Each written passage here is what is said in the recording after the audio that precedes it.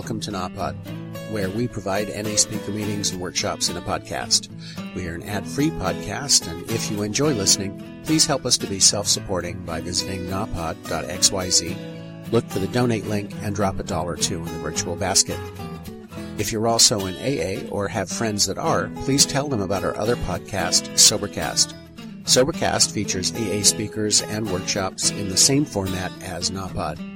We upload a new speaker every day, and it's easy to subscribe by searching for Sobercast, that's 2 words, on any podcast player app, or go to Sobercast.com. Enjoy the podcast, and thanks for listening.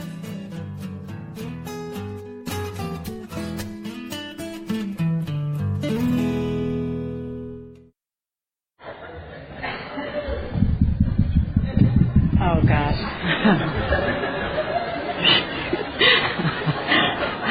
I'm Sandy. I'm an addict. Wow. And I don't know how entirely ready I am to share with you, but I'm sure before this is over with, I will be.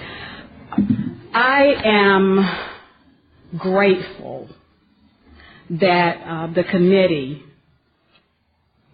invited me to share. I'm grateful now, but I wasn't grateful when they said, would you share in a workshop? Because my idea of coming here was, I'm going to have so much fun. I'm not going to have to worry about doing anything other than just soaking everything in. And I said, yeah.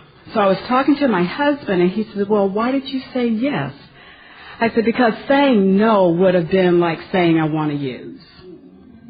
Because just for today, I believe I'm being a good NA citizen. Okay, and a good NA citizen is when the fellowship wants me to do something, and I can do it, I have no good reason to say no. So, thank you for letting me share. I'm from the Florida region, the Heartland area, and my home group is Just for Thursdays. And I want to, I was thinking about normally when becoming entirely ready comes up, automatically the thought is the 6th step. But I came to realize over a period of time that becoming entirely ready started to happen for me long before I ever got to the 6th step. Long before I ever got to the point where I knew I had had enough. Long before I picked up the first mind, mood altering, whatever that was, be it man, chemical, beast, or food. Becoming entirely ready, just like the disease of addiction I didn't become an addict overnight. The disease of addiction does not create havoc overnight. Becoming entirely ready didn't happen overnight, and it didn't just start when I came into the rooms. It was a process. And since I've been here, I've learned a couple of things for myself, and what I share is simply what I've learned for myself. That I had to get to a point where I recognize one fact first. And that was that I am an addict. I have a disease of addiction. Fact. I had to come to another awareness in my life, and that was to believe that.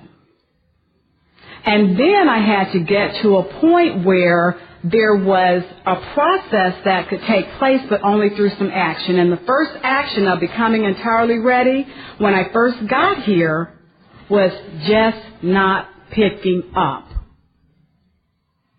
That started it. But long before that, I had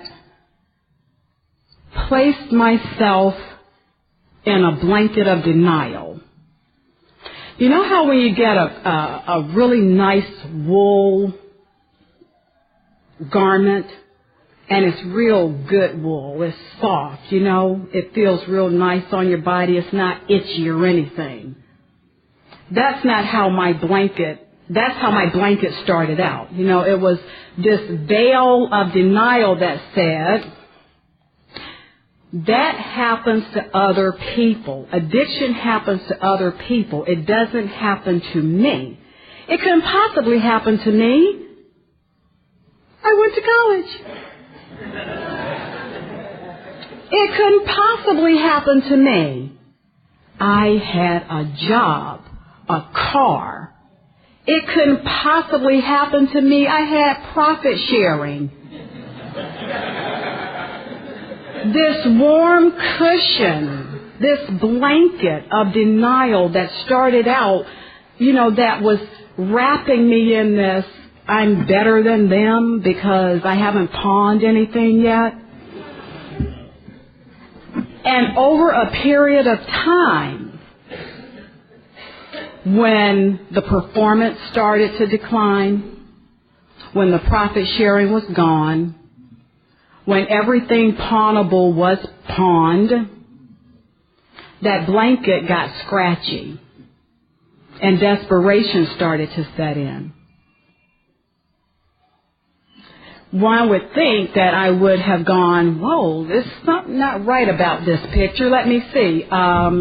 Before I used, I could put gas in my car. After I used, I hired out my car. What's wrong with this picture? Becoming entirely ready. I had to, when I got to that point, start looking at something's not right. But I couldn't put my finger on what it was. Something nice happens when, and I can say it's nice now, but when it was happening to me at the time, I just thought, this is absolutely unbelievable. Something nice starts to happen when a bottom is rising up. Because I don't believe bottoms go down. I believe a bottom rises up to introduce itself to me and say, hey, this is your life and welcome to it. This is your life. I'm here to show you just what mire looks like, but I got to lift it up for you to see it. Something nice happens when a bottom is rising up and getting me to the point where I am entirely ready to take some action to get into a process, because the disease of addiction is a process. Recovery is also a process, and neither of those things happen overnight, and I gotta be in a state. I gotta be, and this is just for me, I gotta be in the position for help to come my way to either, one, introduce me to my bottom, or introduce me to the process of recovery so that I can change. I remember, and I'm going to go real quick through this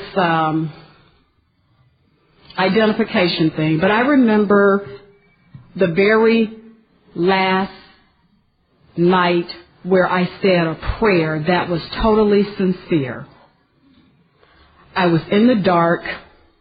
I was waiting for my partner to return with my vital needs. And I couldn't have the lights on because everybody knows once you get to that point, there's absolutely nothing you want to see. So I was waiting in the dark, and I remember closing my eyes and saying, God, please help me. I cannot do this anymore.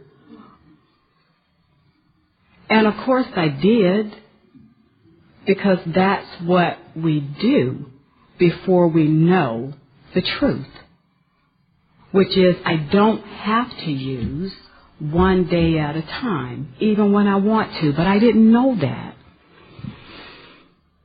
Within that week, a series of events started to take place that helped me become entirely ready to embrace the Fellowship of Narcotics Anonymous, to embrace the fact that I have the disease of addiction, to embrace the belief that recovery is possible.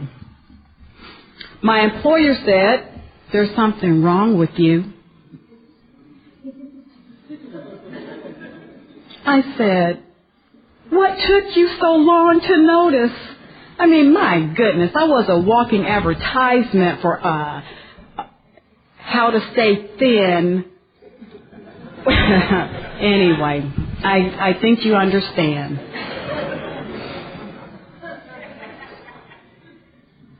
So I was sent away, like many of us are. Some are sent to treatment, some are sent to places where the doors bang. But either way, I was sent away. And I remember when I was in treatment that I had been to an ENA meeting before. It's wild. I got clean in 1987. But the process of becoming entirely ready for me started in 1985, and I didn't even know it. Because I went to an ENA meeting in 1985 in a little basement in St. Petersburg, Florida. It was on the third step, and of course they said, "Do we have anyone attending their first ENA meeting?"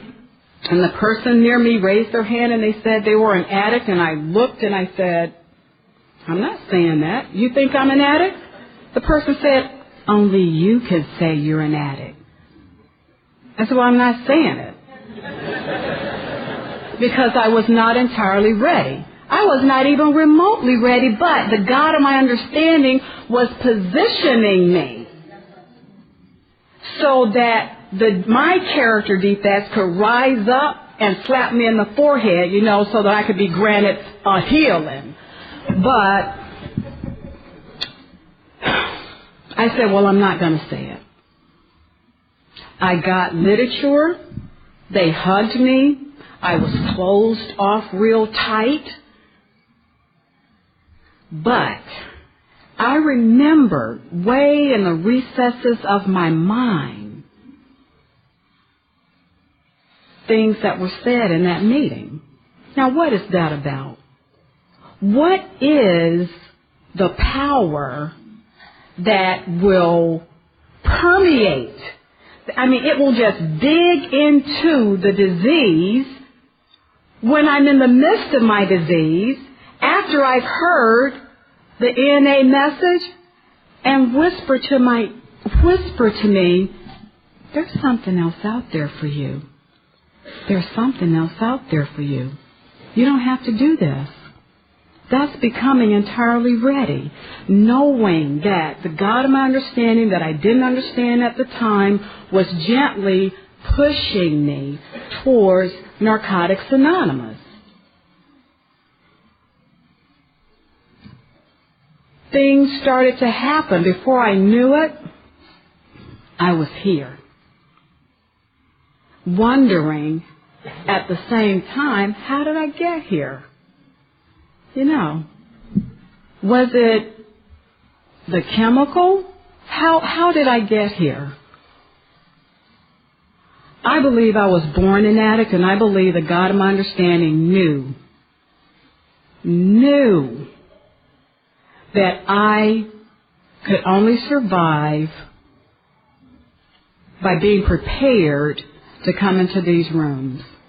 Because prior to coming here, while I can say, "Oh, I've been to college, oh, I had a job," my living skills, and I'm not talking about knowing how to pay bills, I'm talking about living skills as it relates to understanding my connection with other people, accepting my feelings, accepting not only my liabilities and my assets, because nothing was ever my fault, and sometimes nothing is still ever my fault. You can ask my husband. Like, no, and what don't you understand about no?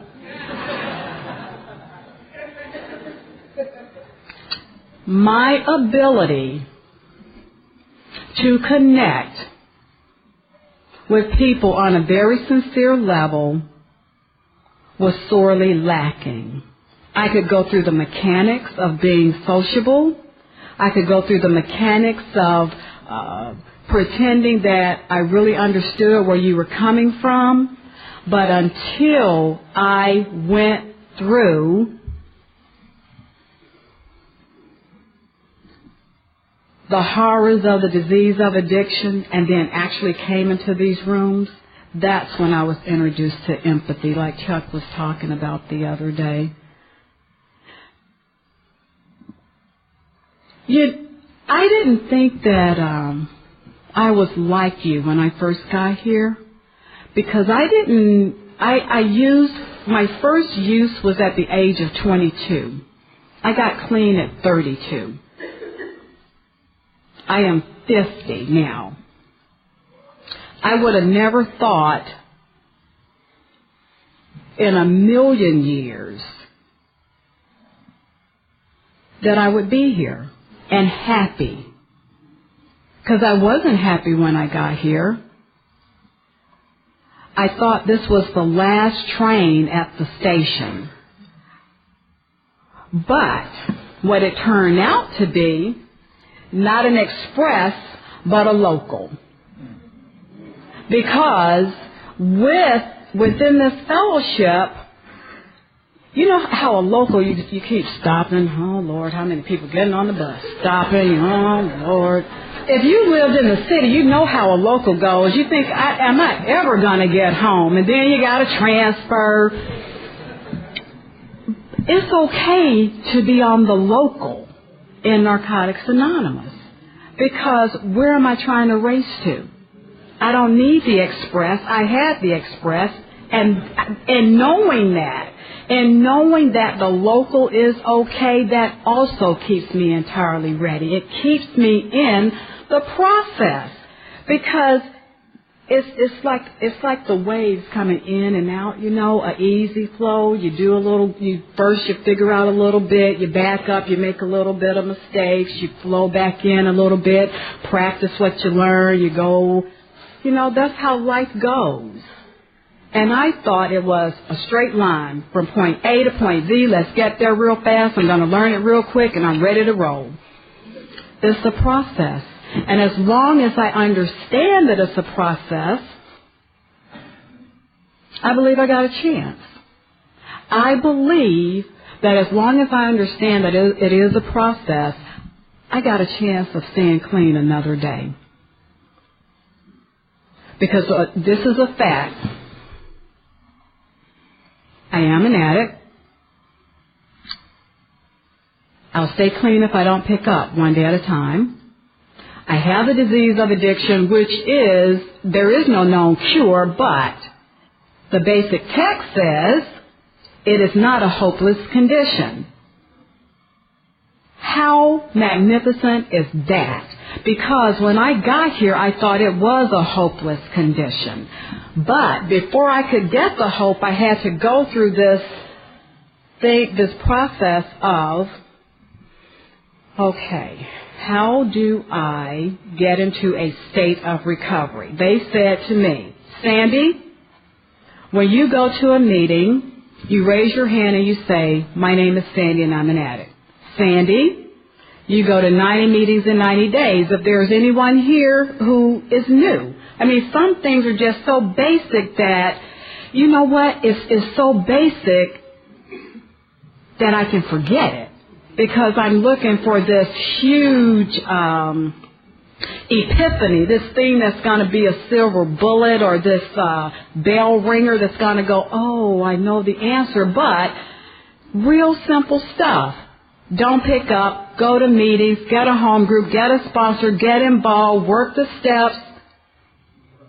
They told me that. That was becoming entirely ready for this process of recovery to take hold of me.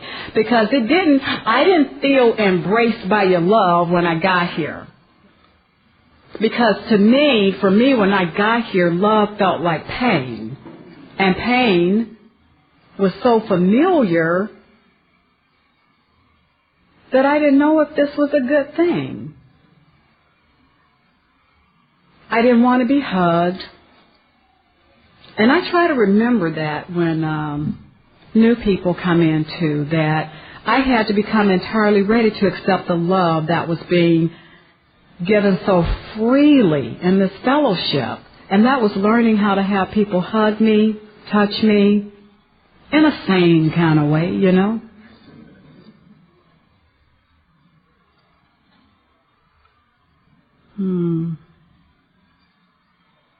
This is a nice place to be. When I was first coming over here today, I thought about. I told several people, but I told my friend Dawn. I said, you know what? I am so nervous I could faint. I am so nervous. I was so nervous that my throat got so dry that blanket that I was talking about, that wool blanket, I felt like I was swallowing it, you know. But I'm glad to be here, because when I really look at what's happening, this is really just a larger version of my home group. You know? Every face in here looks like somebody I've seen before. It blows me away. You know, you act just like people in Florida. I wonder if that's because you are addicts.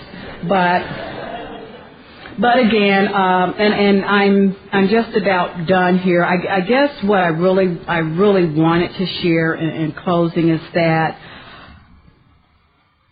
I had to remember that easy does it, and this is not fast-paced recovery. There is no way I could come in here and think that, and this is for me, because my approach initially to recovery was to take it on as though it were an assignment. You know, if I read the book, if I do the writing, then I should understand recovery. It starts from the inside. But in order for that inside part to come out to you, I got to go through a series of life events.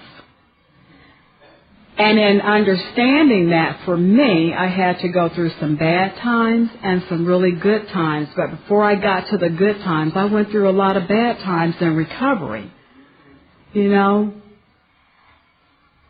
not being able to have financial manageability in my life, not understanding that if you wait 8 years before you deal with the IRS, they deal with you.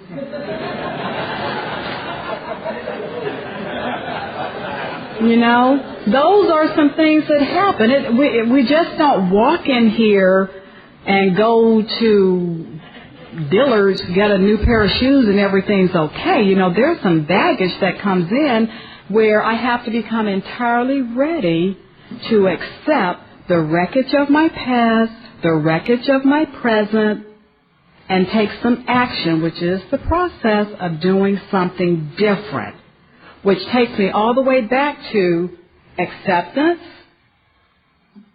which takes me all the way back to what? Doing something different.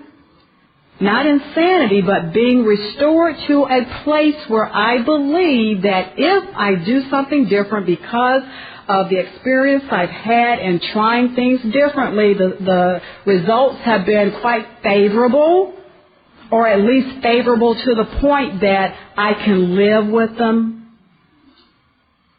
I have to get to that, because life still happens in recovery. My approach to it is different. Life still happens. You know, people still die. My family members and I sometimes still don't get along. Sometimes I'm not the best employee in the workplace. Sometimes I'm not the most spiritual NA citizen. But that's a part of life. That's a part of learning. And I had to, for me, understand that that was just as much a part, that is just as much a part of the recovery process as not picking up. Because I could not pick up day in, day out and not learn anything other than not picking up day in, day out. We all can do that. Did it today. We're doing it right now. What am I going to do with the rest of my day where I have to live in my own skin. That's where the rubber meets the road. So I'm happy to know today that I do understand that it's a process. I'm glad it is a process and not an express. And I think I'm just about done. And I really appreciate you listening, allowing me to share, and keep coming back. Thanks.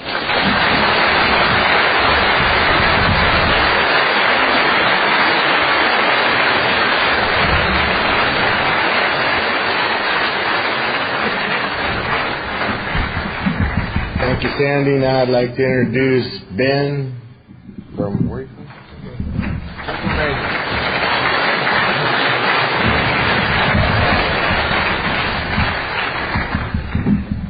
Good morning, everyone. I'm an addict named Ben. First of all, I'd like to thank the WCNA for asking me to speak. They have a beautiful way of asking you to speak. You know, they called me at 4 o'clock in the morning Eastern time. And I hung up the phone. The first thing I said was, yeah. You know, I don't know what it, now I'm saying, so who called me about speaking? And I had to track down who it was that asked me to speak. And I said, what am I speaking on? So here I am, you know. But my story is no different than anybody else's in this room. You know, I've used for a long time. And I used at a young age, and they got clean at an old age.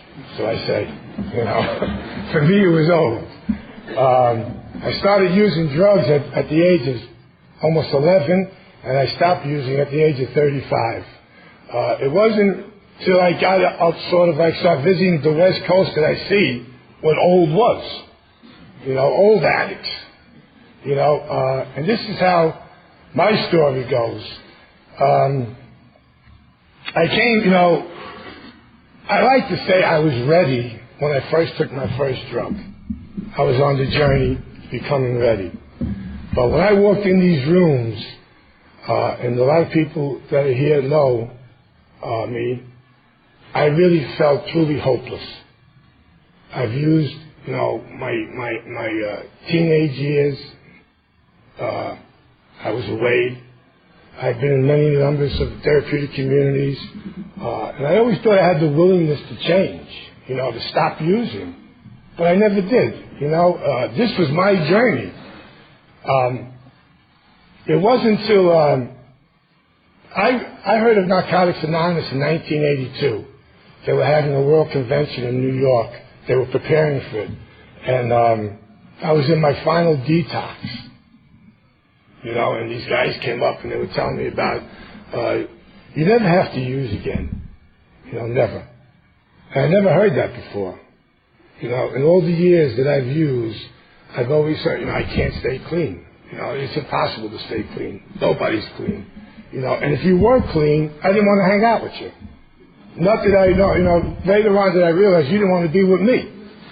Because I was using. You know, and I made a lot of, geographic moves in my years of using, and I changed from friends to friends, you know. And what happened a lot of times was that I would go with the people that were staying clean, like, you know, and they would start using. And I said, oh God, you know, it's impossible to stay clean.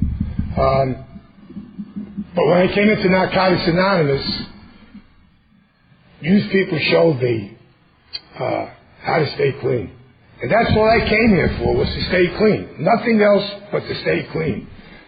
And after like about close to 9 months clean, I met this gentleman who started to talk about steps. You know, I'm originally from New York. I moved to Pennsylvania just about 13 years ago.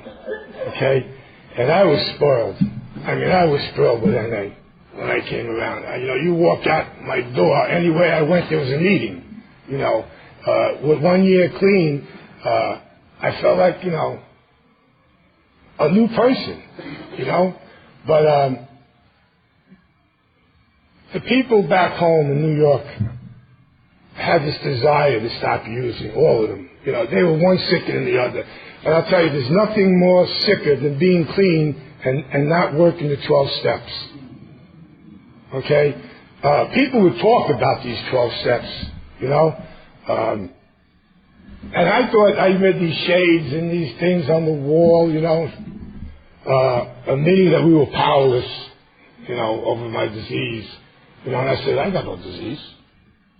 You know, I'm fine. And it wasn't only until I started getting to the steps that I realized how deep this disease of addiction really goes. And I was listening to Sandy talking about the journey, you know, and it's a process. And that's what recovery is to me. It's a process, you know, and the 12 steps is what keeps me in that process, you know. When I started to get into the steps, I didn't realize how beautiful the journey was going to be, and also how painful it was going to be, you know.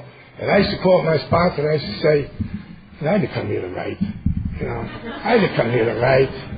You know, you're giving me, he says, listen, if you want me to sponsor you, this is the journey and this is what you need to be doing. You know, and he had something, and a lot of people that he was hanging out with had things that I wanted, you know, and I didn't know how to go about getting it there, okay? And for me, I was in a lot of pain my first 2 years of coming around to these meetings, you know. And I mean, I was a soft-fool, one-lying guy, you know. My sponsor had a lot of patience with me, a lot of patience, you know. And people would say to me, Ben, you know, you can't be doing these things clean. You just can't be doing them, you know. I said, yeah, but I ain't using. That's all I came here for. You know, God sees fit that I'm not using. He says, well, let me tell you, if you don't start doing what you're supposed to be doing, you ain't going to be around here much longer. And that sort of like scared me, you know, because I seen a lot of people relapsing and never coming back to these rooms, you know, and I didn't want to be one of those people. So my sponsor said to me one day, you know, get on your knees and pray a little bit. You know, when I heard pray, you know, right away I immediately connected with religion. You know, and that always scared me, you know, from being brought up Catholic and being in a little Catholic school as a young kid, you know, getting whipped by the penguins, which they, you know, the nuns. You know, I mean, really, I had a serious resentment. I came in here with a lot of anger. I came in here with a lot of resentments, you know, but the steps is what took me to where I am today.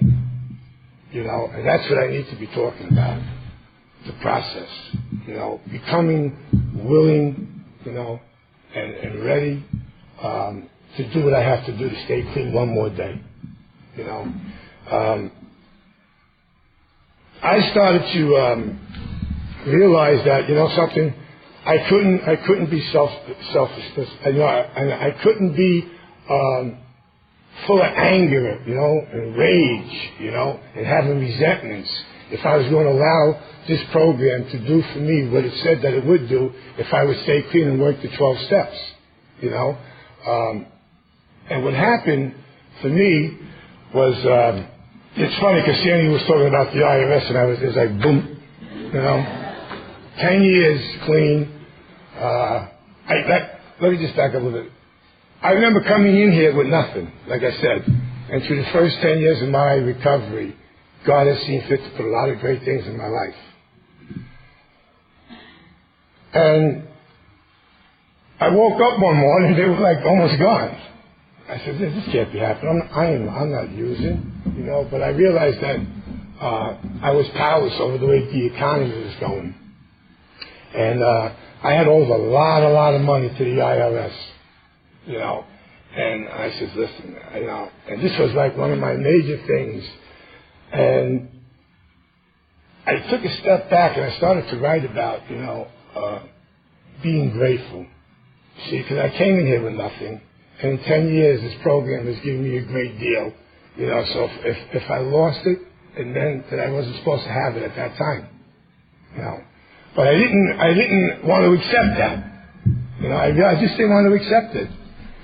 So I started to write, and this went on, you know, I tried to make deals with them, you know, and I was scared. I said, oh, man, these guys, they're going to put me in jail. There's nothing like being a clean addict and being in jail, you know, especially when you're home. And I'm going to show you how God sees this fit.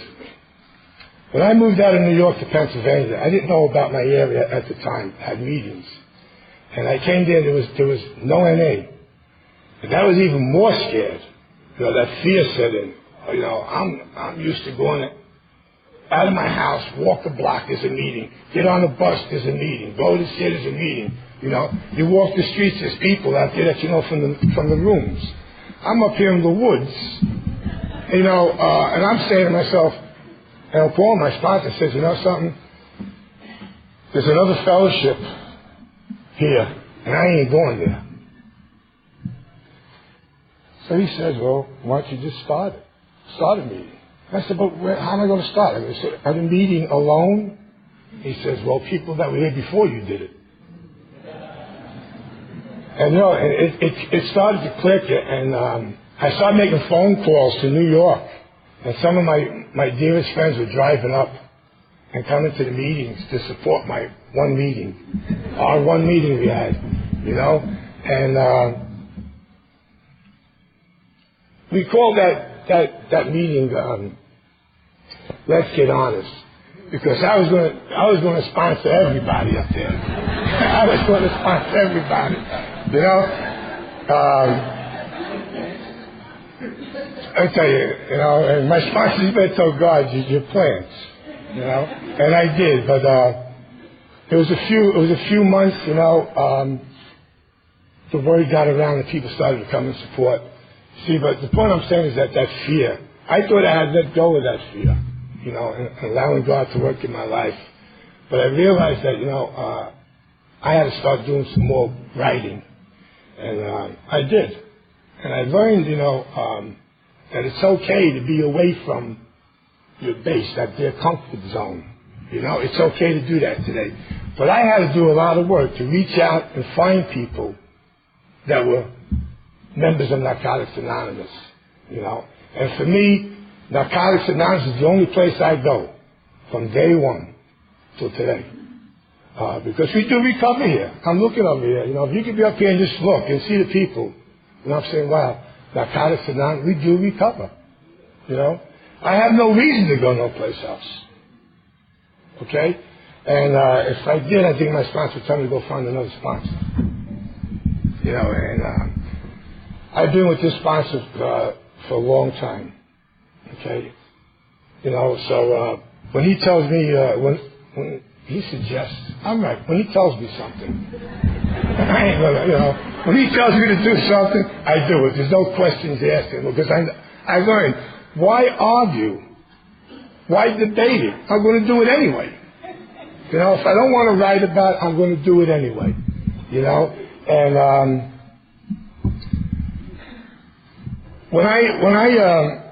I've learned a lot of things in Narcotics Anonymous. You know, I've learned how to live life on life's terms.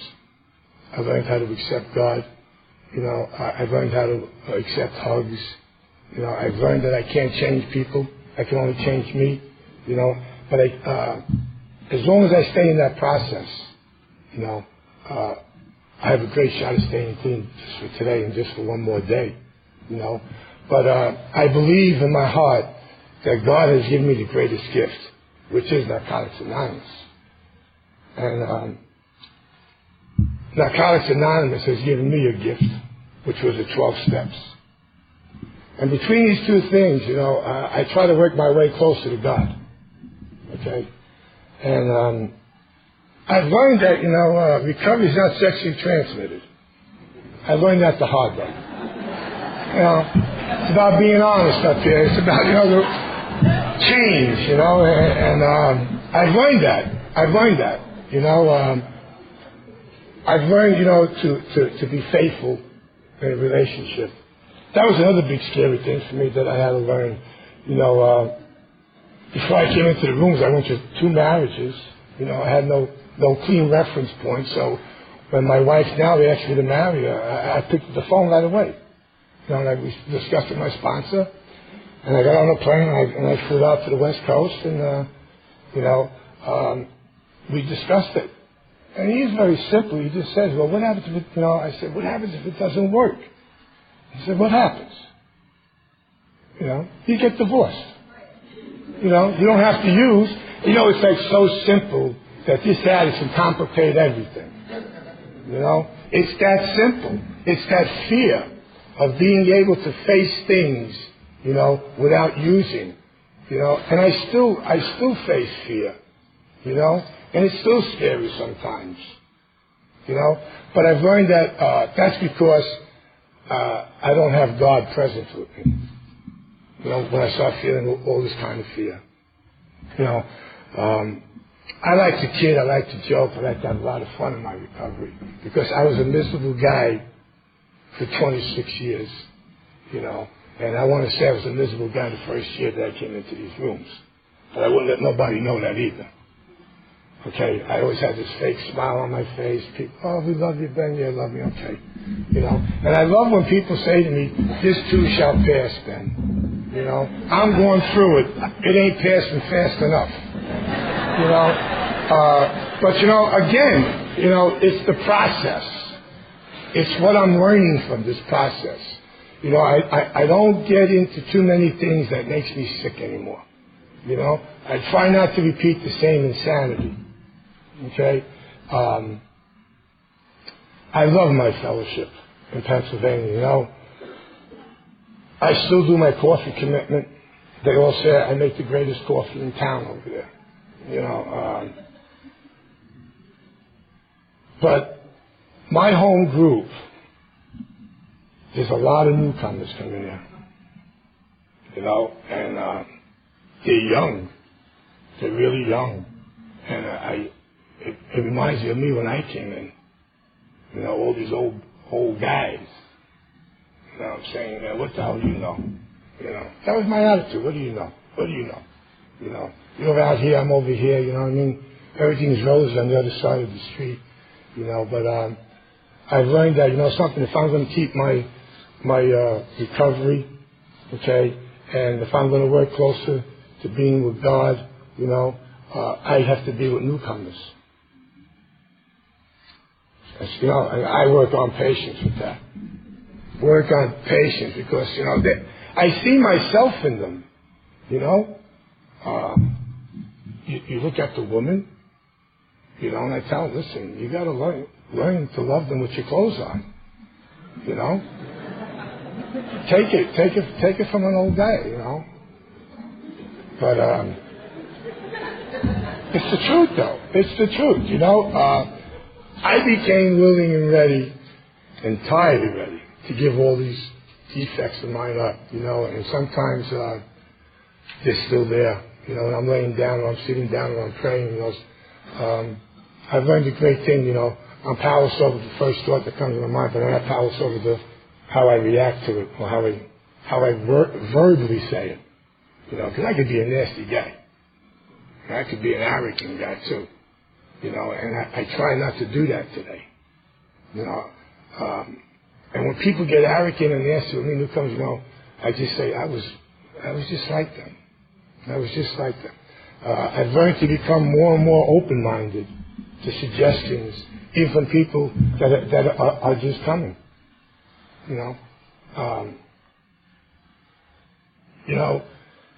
When I was flying out earlier last week, I had to go to a wedding, for a dear friend. There were some people I haven't seen in a while, and I was looking at them and I was hearing their stories. They were telling me, what they were going through, and I was saying, it's like they keep coming back no matter what happens. They keep showing up. They suit up and show up. And that's where I want to be. That's where that's my daily goal, is to keep showing up no matter what happens in life. But you got to be entirely ready to surrender, on a daily basis. I always say this here, my very first time I had to speak at a convention, I was told, you go and you kneel and you try to make your contact with God, you know what I mean, and say it. And I remember kneeling down and I went into the bathroom. I woke up, I had two wet knees, you know, and I was standing there, I was going, and people were looking at me, you know. But the reason why I say that is because, you know, when I'm in pain, I don't care where I am. I'll get to my knees and they start to remove this pain, you know, and to guide me in what I need to be doing, you know. I'm so, you know, I'm so great that a lot of people from my area here, you know, I don't know them that well, you know, because I don't go up to that part of my area to meetings. But because you know, I'm like a control guy at times. I want to make sure my meetings over here close to me are running right, you know. Listen, I can't be any more honest than that, you know. It's like our predecessors worked hard to get where we are today, you know. And to get a meeting going, you know, down where I am, it's not easy. It's really not easy. There's no public transportation, you know. If you don't drive, you ain't going nowhere. Unless somebody picks you up, you know. I went through that thing. I lost my license in recovery. And I was driving without a license, you know. And the sponsor says, what are you crazy? You know, put the car away. I said, yeah, right, okay. You know. And, you know, one more time I had to go down to the Department of Motor Vehicle and try to, you know, and really say this, I need my vehicle, my license to go back and forth to work, you know. And they did. See, it's like if you let people know where you're at and you ask, you know, God will see fit to take care of you. Okay? And what happened right after that was that a fella that comes to my home group works right near me. So he picks me up in the morning and drives me off for work now. You know, he used to do that. But these are all things in my recovery, you know, I used like everybody else here. There was no stopping me. You know, I hated myself that I became. And I'm happy to be what I am today. Although, you know, I may not be the person I would like to be, but I'm not the person I was when I walked in here 22 years ago. So, you know, September 17th, I'll be celebrating 22 years. Okay?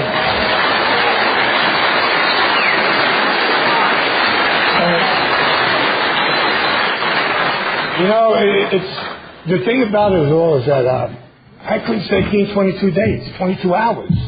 That's a lie. 22 hours I couldn't stay clean. Sick, but I could have stood clean. You know, 22 days. It took me about 5 months to get 90 meetings under my belt when I first came around, because the fellowship was starting to grow. And I'm very grateful for those that were there before me. And today I'm still grateful for those that are here. When you said, you know, at the end of it, we pray for the still sick and suffering addicts. That was me you prayed for. So, you know, I carry on the way I was taught. Okay? But, again, you know, sometimes you get into this comfort zone where you don't want to let go. You just don't want to let go. I've been blessed to meet a lot of beautiful people in this program.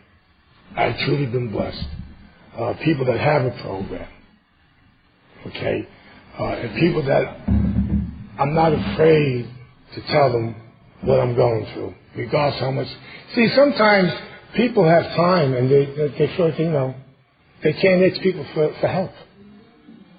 You know? So I thought, you know, but I do.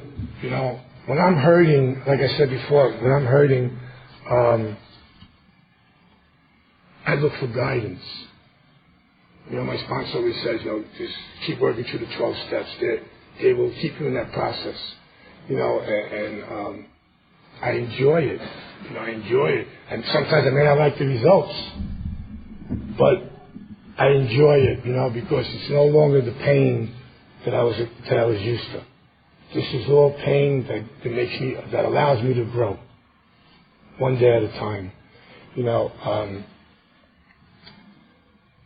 I was planning on coming out here with my wife and my daughter, and somehow things didn't work out the way they're supposed to, so I came out to the journey on myself, and I've been having a wild time, hanging out with all the guys, okay, and I have a great deal of respect for the women in this fellowship, okay. I have a great deal of respect for the men in this fellowship, regardless of what it is, I never thought that I would be able to sit up here or stand up here and tell people what I am, how I am, what I did, what I didn't do, But I've grown. Every year I stay clean. That process makes me grow a little better, a little more inside, And I owe it all to Narcotics Anonymous. Narcotics Anonymous is my home. It's my home. You don't care what I have, what I don't have, what I look like, what I don't look like. I love coming to Narcotics Anonymous because this is the only place I can come and get a lot of hugs. A lot of hugs.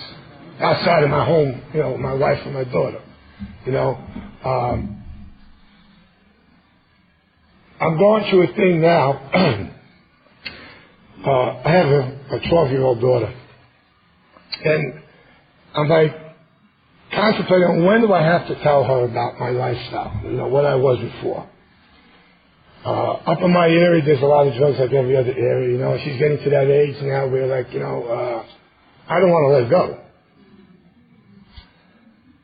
And I pray on that one, but I have to let go, And my wife says, you're going to have to tell her about yourself. I said, you think she don't already know with all these NA things in my house, these books, there's this here? I'm always going to the convention, I'm going here. She, don't you think she knows? No, but, and what happened is there was a person that goes to meetings in my area, whose daughter goes to school with my daughter. And, I do things the NA way. Our traditions are there for a reason. Okay? We got 12 steps. I only use the NA language. That's for me. Okay? And we had words. I had to make an amends to this person. And what happened was that this woman tells my daughter, I don't think your father likes me. My daughter says, how do you know my father?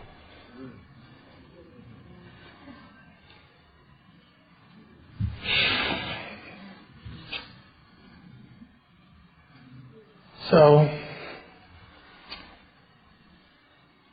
she says, for meetings. My daughter says, meetings? What kind of meetings? Well, that's your father. So I got kind of, angry. Real angry. And,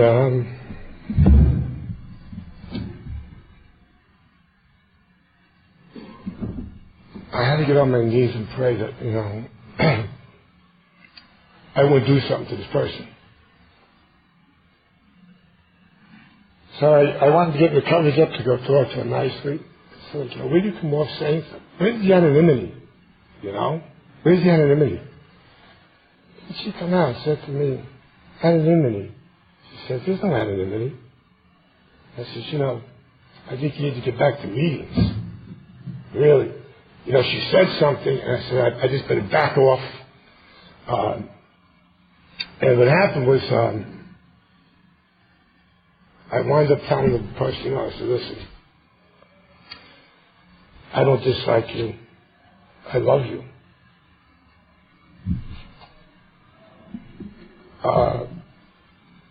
When you try to hurt Narcotics Anonymous, then I get very angry. And that's, She would bail out the meetings. Okay, this is what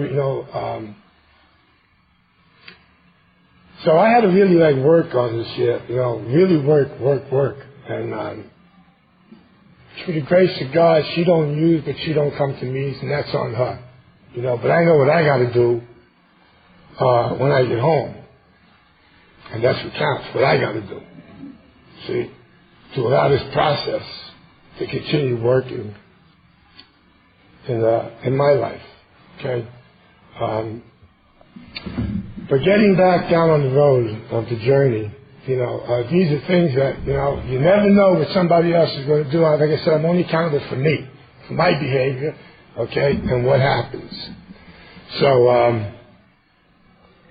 again, like I said, I know what I have to do when I get home, and I know that no matter what happens, I'm going to be all right.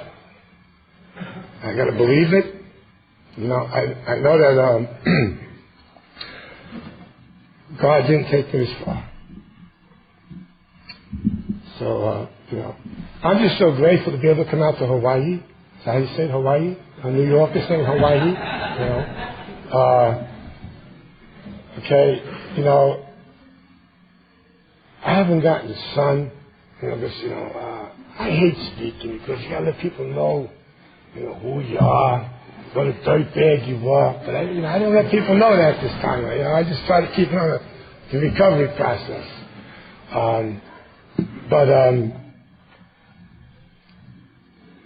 I just want to thank everyone in here for coming early in the morning to hear me share.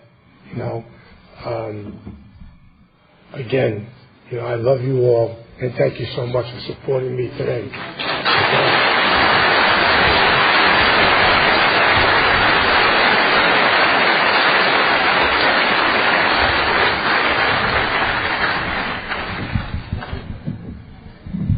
You guys want to thank Sandy and Ben one more time for sharing.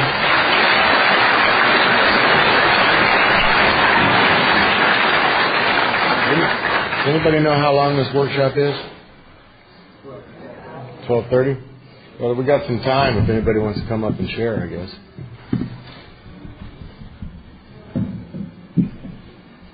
Or not. Anybody want to come up?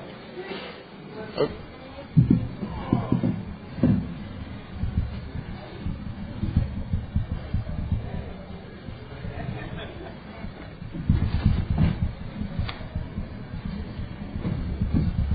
Hi, my name is Amanda. I'm an addict. Hi. I'm originally from Brazil, from Rio, but I live in San Francisco. I've been living in California for 3 years, and I just looked for this meeting. Thank you, because when I got into the States, I relapsed in San Diego, and that was I was trying to work on the 6th step where we try to become entirely ready, and I was living with other Brazilians that were doing drugs, and then I relapsed. Because I have a hard time still in believing in the program, and I know that there are people that have this hard time too. A lot of people tell us, oh, we have to work the steps and everything, but I have a hard time to believe that God can remove all my defects of character, because I had never seen anybody perfect in my life. So I feel like God's not going to remove. Why do I have to become entirely ready? And it's good to be here. And what I really wanted to do is to meet people that have overcome the same thing that I'm going through. And I was clean for 3 years before I relapsed. I got clean in Brazil and everything, and it was such a dream for the first 2 years, and I was in love with the program. And now what I have is a hard time in believing that believing that the 7th step and the 6th step. And it's incredible to meet people from everywhere, and it's all the same in Brazil and here and California or whatever. No matter what we are, people just think the same way, addicts. And that's it. Thanks for letting me share.